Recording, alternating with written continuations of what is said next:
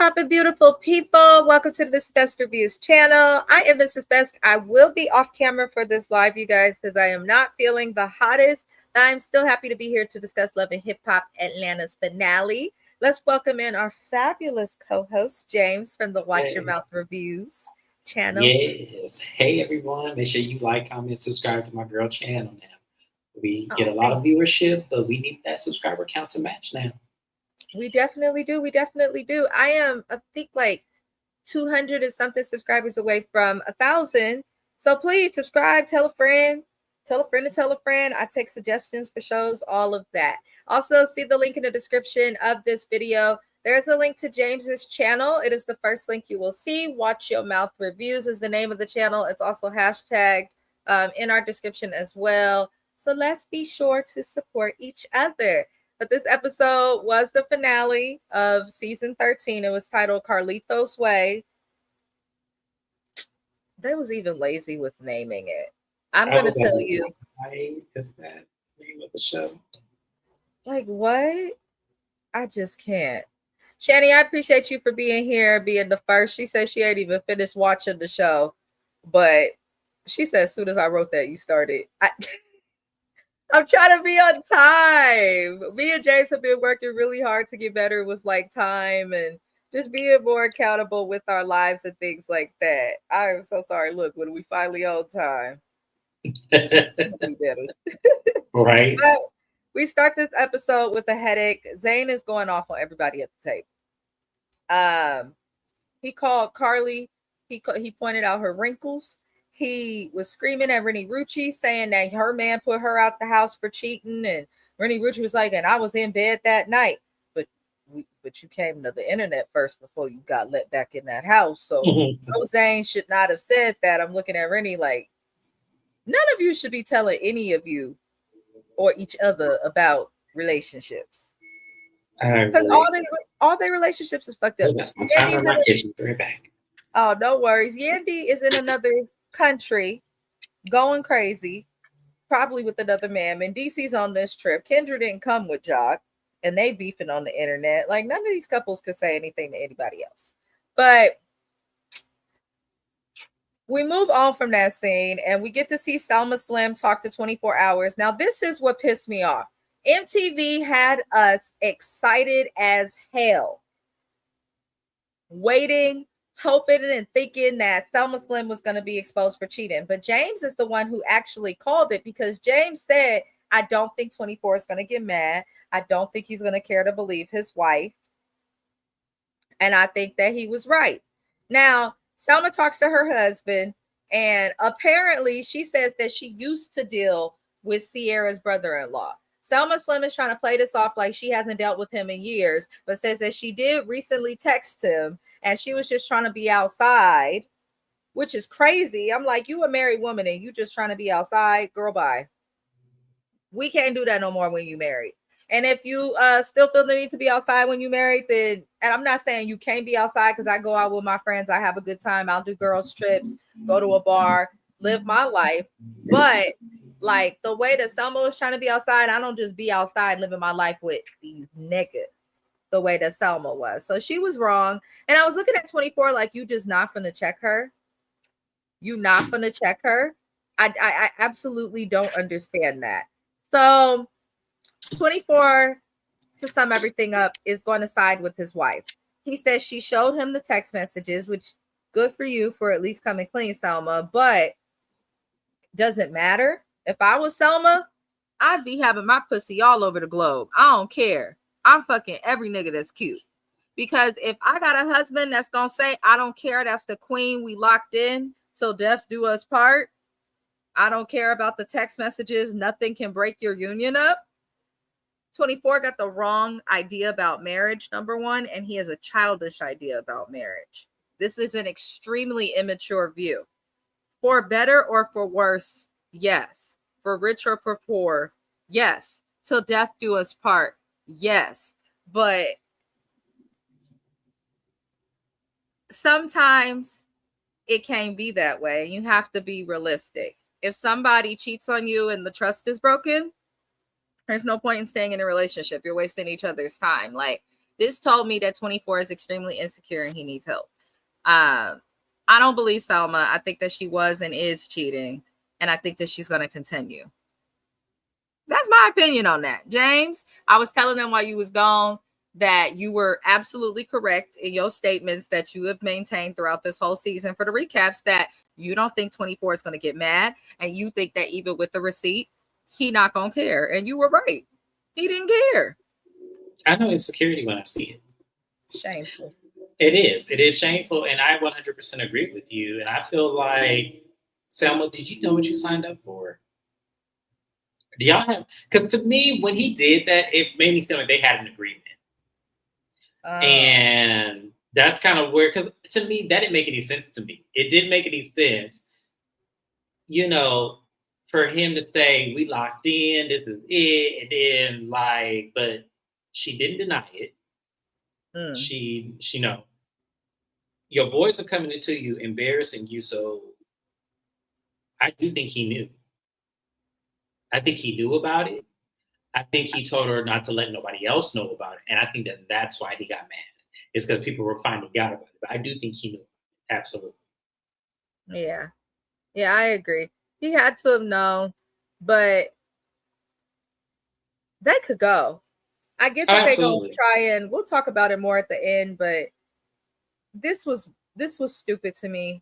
This was stupid to me. I'll get into it later. We go move forward. So 24 hours basically feels like the way that he learned about the cheating rumors related to his wife was wrong. He feels like that was a problem. He feels more disrespected about that than the proof that his wife been fucking around on him. And 24 hours feels that Zane is more wrong than other people, because he feels like Zane knew about what was going on and was still proceeding to kick it with him. 24, you a bitch made nigga. I'm sorry, I gotta say it, because here's the thing: you super talented, but you want to pick.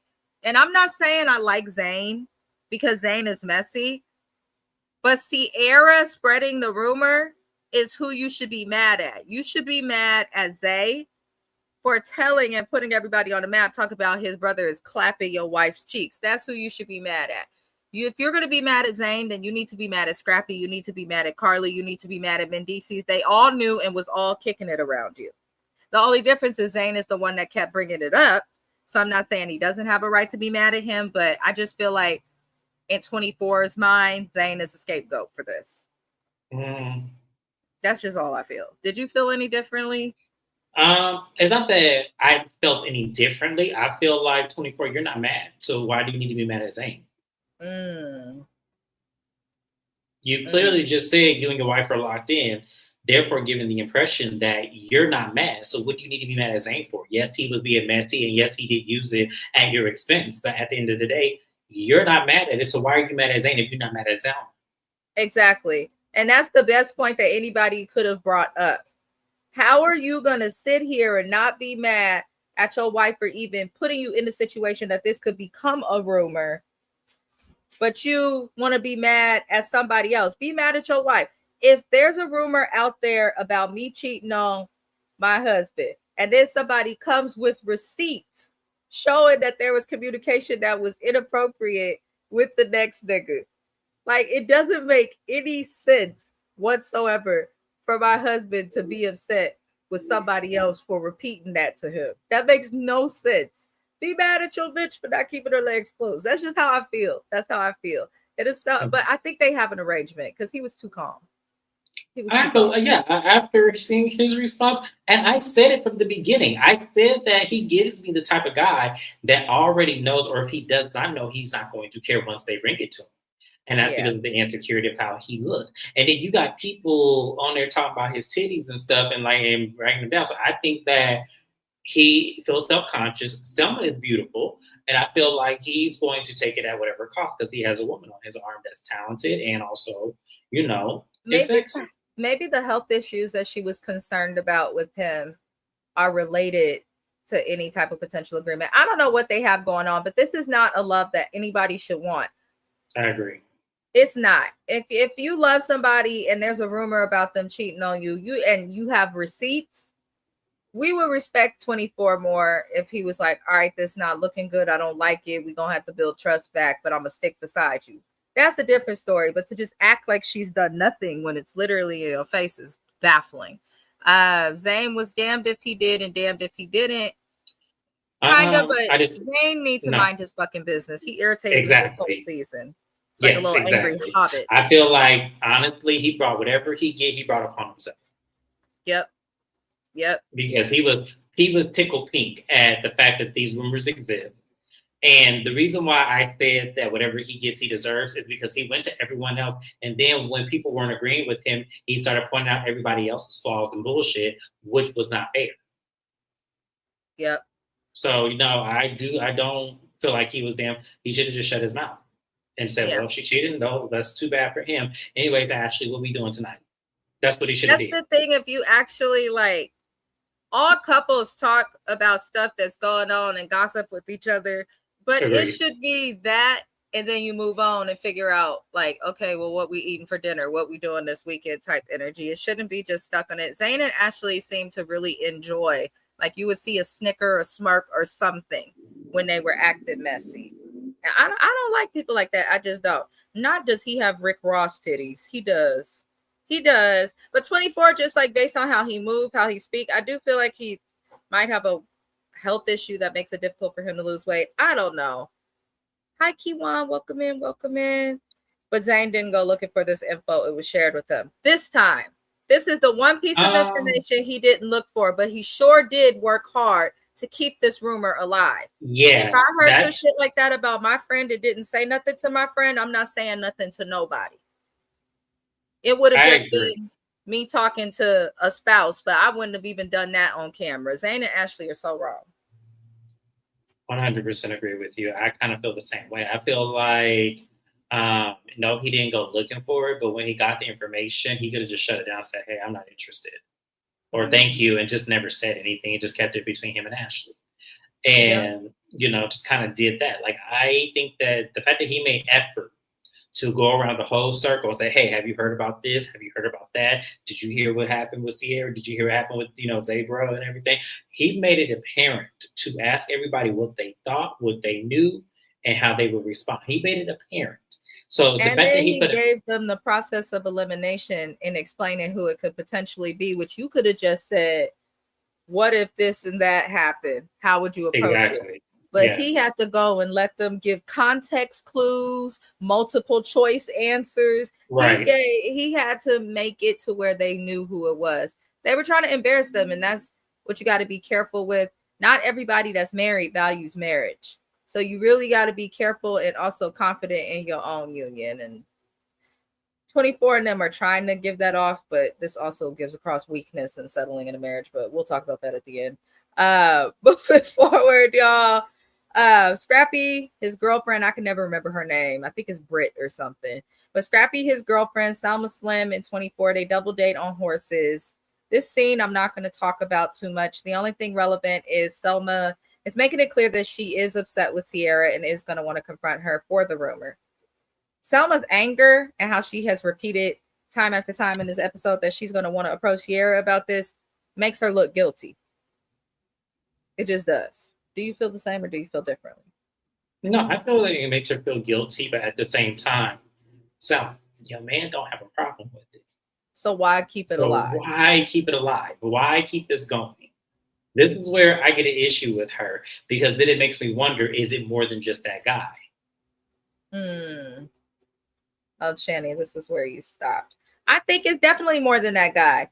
She had another nigga send a Uber to the house that she shares with her husband to pick her up. That's if you are gonna cheat, girl, can you at least do it away from your house? Why does he know where you live? It's just a lot that she did that was reckless. He picking it. Does he think he must not know that she lived there with her husband? Maybe he. I'm just thinking that's what probably the situation is. Maybe he don't know that that's where her and her husband married to home. It's weird because you couldn't tell me, oh yeah, this is my house and my husband, live here and everything. The first you say husband, get out my fucking car. Because there's no, I'm not sending no Uber to nobody. No, I'm not sending nothing to nobody. I'm not for all of that. No. So yeah. Child.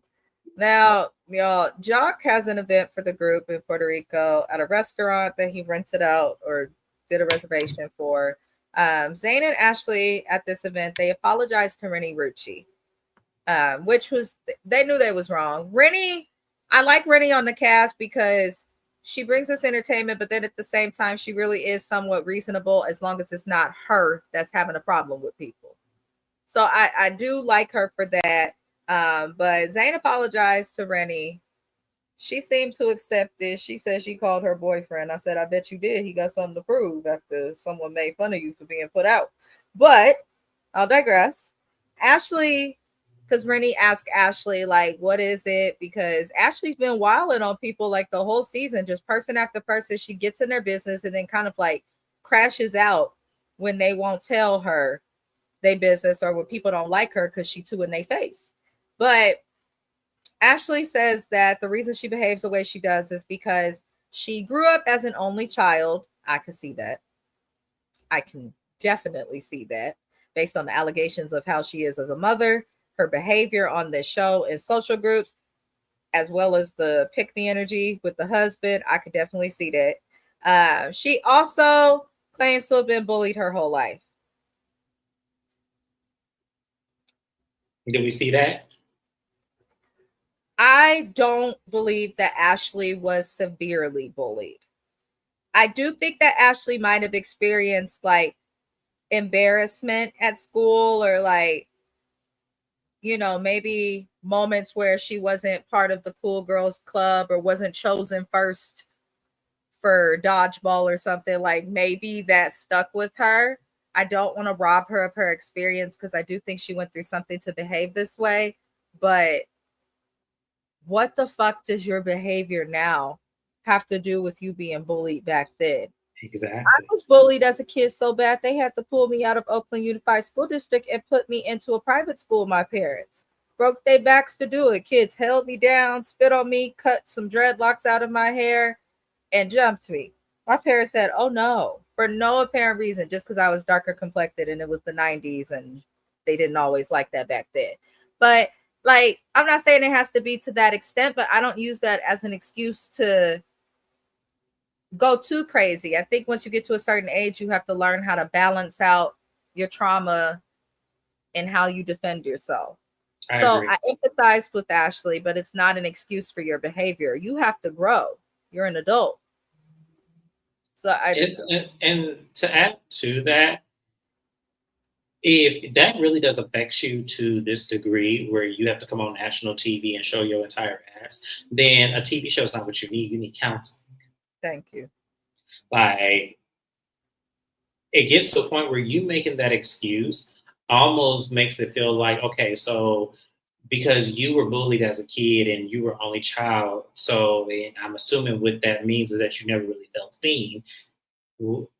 So that means you can come on a TV show and just go irate on people and act crazy, and we're just supposed to accept it because you're only a child and everything.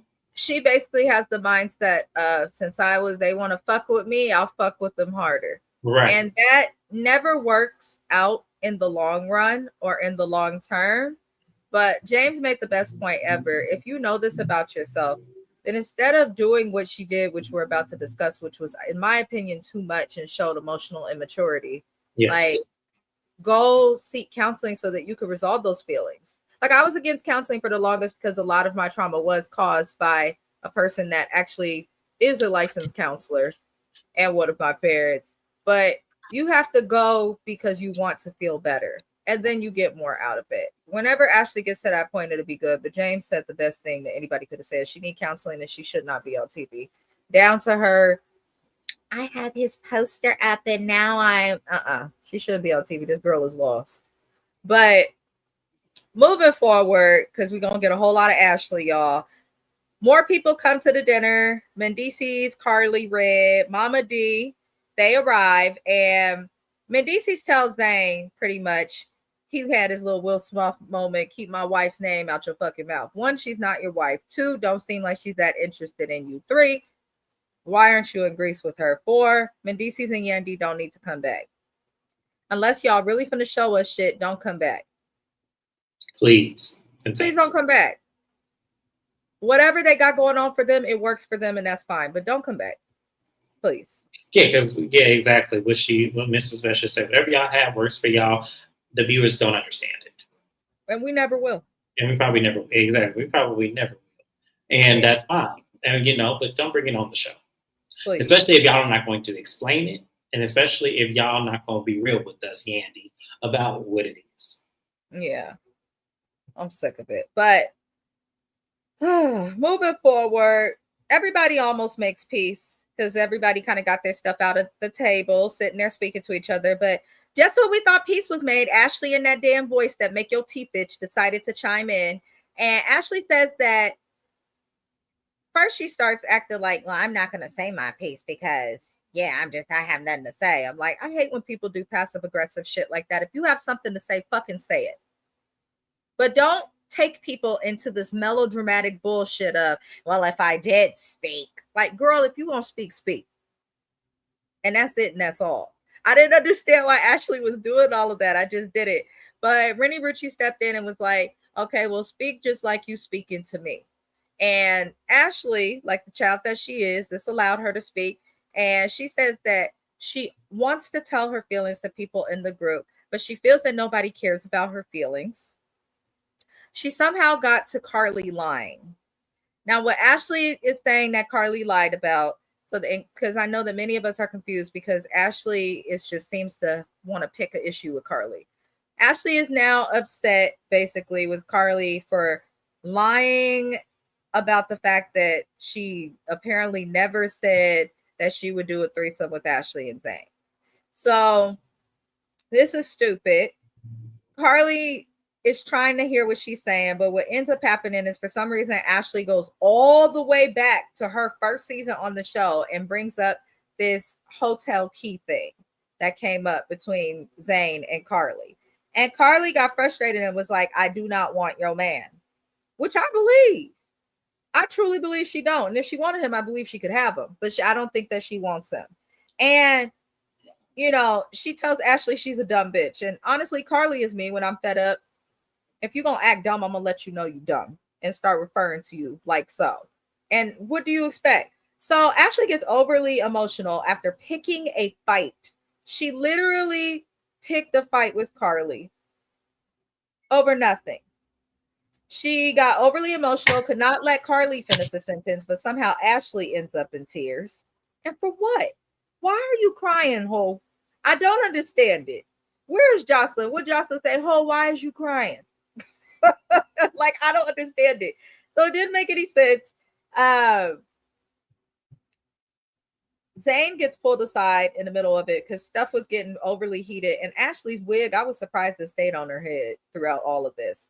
But Zane and Mendices and Jock pull Zane aside, and they're explaining he needs to stop getting involved in the wife issues and stop getting in women's business. And, Ashley does go back and her and Carly kind of make peace, but I don't buy it for a second. And based on the confessional, Ashley doesn't buy it either. But here's the thing. I am sick of Ashley and Zane doing shit to other people, sticking themselves and inserting themselves into other people's business, and then crying like they're victims when people respond. If you don't want to deal with the smoke, then go away from the fire. I don't understand why Ashley and Zane, they like them kids that you worry if you need to get them tested or evaluated because they know that the stove is hot but keep touching it. Like, it doesn't make any sense how these two behave, but I'm not going to give them too much energy because I personally feel like Ashley and Zane are doing this just so that they can remain relevant on this show. Because as quiet as it's kept, we haven't heard shit from him in many years. Not from a movie, not from music, and we don't know her. We don't know her. So I'm not really invested in it. The group gathers at the pool for the last scene, and 24 Hours and Zane make peace, which I kind of had a feeling would happen. But this was the weakest finale ever. Love and Hip Hop Atlanta. This was one of the worst finales I think I've watched in a long time. This was worse than a Love and Marriage Huntsville episode, and y'all know how I feel about that show. I would rather watch Letitia lie to me about being in love with Marcel still than to have to deal with this. I would rather watch Martell attempt to gaslight and manipulate all of us, forgetting that he's been on camera. I would rather watch the Dobines warm up their Buick in the snow than have to deal with whatever the fuck this was for a finale. I was not entertained. I feel like they wasted my time and could have wrapped this shit up a couple episodes ago. It was predictable, and then you gave me them weak ass raps at the end. But Rennie, you were cute. I didn't like the finale. I wasn't wowed. I felt like it was lackluster. And please tell me if y'all felt differently. If you loved it, please let me know. Please let me know why. But James, how'd you feel about them last little scenes? I know it was a lot. I did the best I could, but Ashley's voice made me itch. My hairstylist, I watched it with her. She was turning the TV down. She said, damn, this bitch is loud. The TV's on 7. The TV is on 7. Shout out to Belita. She subscribes to your channel. I appreciate that. I think she gave me a comment. One of your friends gave me a comment about the dating life in Mississippi on Bell Collective. And I said, thank you for letting me know, because I had no idea. But I'm going to say this. Because I feel like, yes, I do agree with you that Ashley and Zane be trolling. And they're just trying to do whatever they can do to be relevant on this show. And it is annoying as hell. Because I feel like Zane, either put out some music, go get a movie deal, do something else. Being on the show, this is not your forte. So please get off this show. Like, we are begging and pleading with you. Please just do us that favor and leave the show. So that way we can, have it in peace. Because he had put a picture of his mama and LL Cool J. He all up on LL Cool J chest and shit. And I was just like, see, this is why I can't take this man serious. Yeah, go on his Instagram. God. And look at the picture of him all up on LL Cool J's chest. What the hell? Oh, Lord. Mm-hmm. That's why I can't take Zane serious. I cannot take him serious. Like, I don't care who he used to be. I don't care how much people were fans of him. I only know him from Fighting Temptation and Dr. Doolittle. Other than that, I don't know that man. So for him to be on this TV show and doing all this extra and him and his wife and all of this, it's exhausting at this point. MTVY. Everything else, I was just kind of like, 24. Sir, I know Black people do not like to get therapy, but you need it. Because the fact that you felt like you needed to confront Zane about something, but they ended up making up with him and getting all irate, it makes us look and question you. Then what did you get mad for? If this was going to be the end result. I'm just saying, like, to me, I would have kept it 100 and say, you messy, I ain't got time for you. We can dead our friendship right now because I don't have time for this. If this is if this is the kind of time you won't be on, I don't have time for it. That's all. Yeah, it was a lot. It was a weird finale. How'd you feel overall about the finale? I told Mrs. Best this before we went live. I want MTV to give this show back to Mona and VH1. Yeah. I don't feel like they keep us enthralled the way Love and Hip Hop Miami is when it comes back on. Because I can already tell you VH1 definitely dug in the pockets, paid the people they needed to pay, and I feel like we're going to have a great season. So, MTV, if y'all going to have this is another thing I agreed with. Thank you for the comment, Kiwan, because she said it was fine. I was just thrown off because they ended after a cast trip. I think that's also what threw me off, because generally when people are on cast trips, they come back to where they film and then it ends. But I think it was hard because we saw that Spice was unable to film toward the end. Jessica was unavailable. Several cast members had other stuff going on. So maybe that's why they did it this way. But they definitely need to figure it out. I get what they're trying to do on MTV, bringing the music back to Love and Hip Hop, which is nice. But I also think they just need to let them be natural and not do all this extra stuff. MTV said we finna make these niggas work for a check. That's what it's given. And I'm not mad at that per se. But the problem that I have with it is that y'all become lazy in other elements of the show that made it work for this long. Yes, we enjoyed the music and understood that as much as it was about the love of these relationships with these people, it was also about the music as well.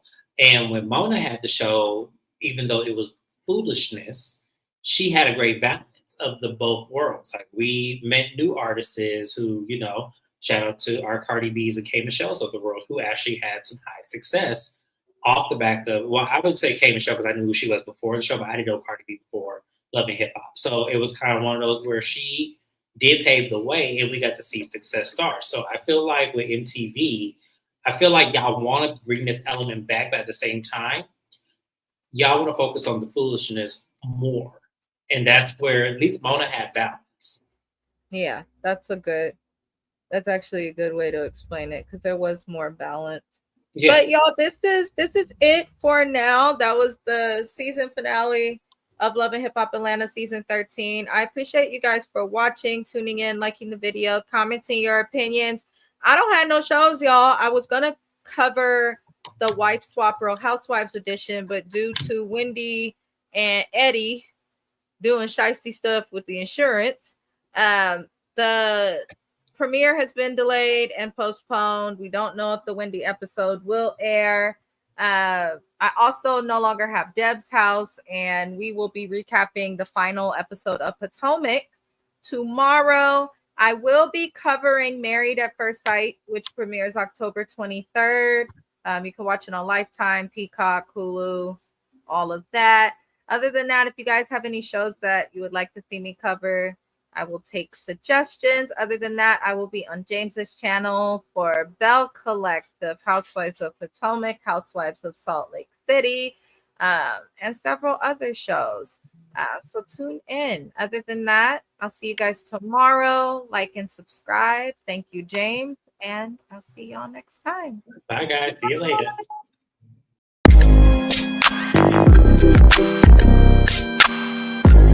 later.